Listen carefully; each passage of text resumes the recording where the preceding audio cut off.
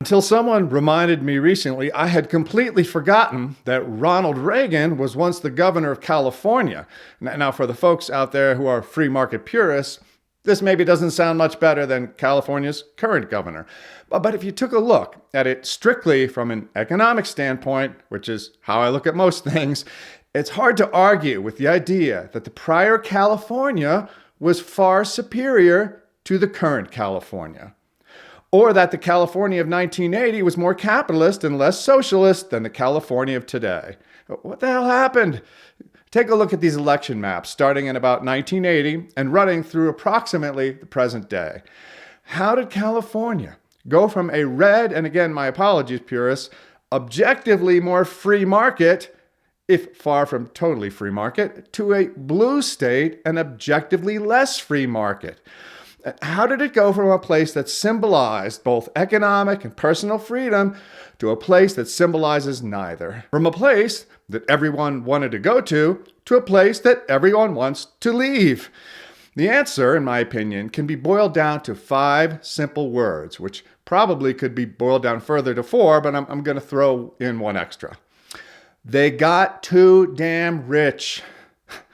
That, combined with the lack of a moral compass, by any reasonable definition of the word, it got them into a hellhole that they still sit in today.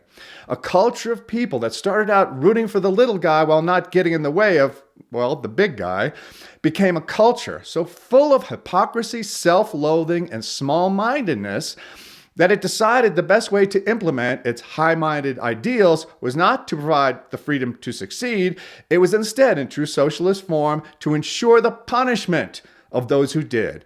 It's a society that has convinced itself beyond a shadow of a doubt that anyone who succeeds, regardless of the manner of their success, needs to have their wealth confiscated and redistributed by force.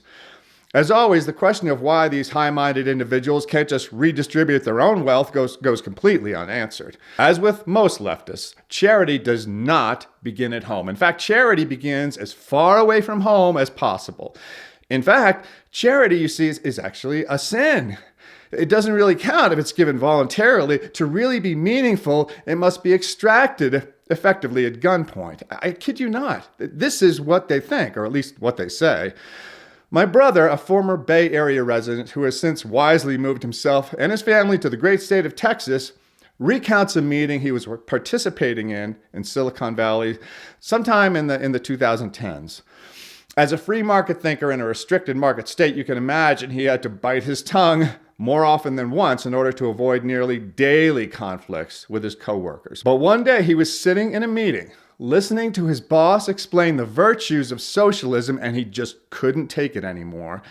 The way I understand it, he took a deep breath and said something like the following. This cannot be happening.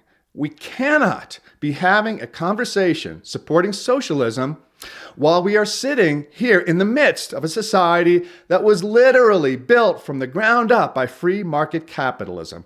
We're all of us working for a company that owes its existence to capitalism. We cannot be having this conversation. There is a lot of generalized hatred toward the rich these days, and based on their behavior, it's easy to understand why.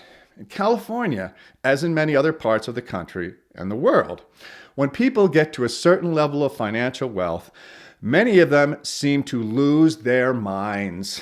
They become utterly consumed by the warped psychology of the left, which tells them that the successful are to be loathed and hated. And this means, although they rarely admit it publicly, that they themselves must be loathed and hated. In their minds, the only thing that can save them from being loathed and hated is to publicly support policies that punish other people while they themselves refuse to right their own wrongs. Figure that one out. If you go back to some of these maps, you can see this pattern playing out very clearly, nationwide also. So the solution is, obviously, well, punish the rich, right? Believe me, they'll get around to punishing themselves soon enough. The solution is just let these socialist experiments play out. Let them play out as they have so many times in the past. In due time, mark my words, Californians those who are still left, will begin searching for a new and improved version of the Gipper who can clean up their mess for them.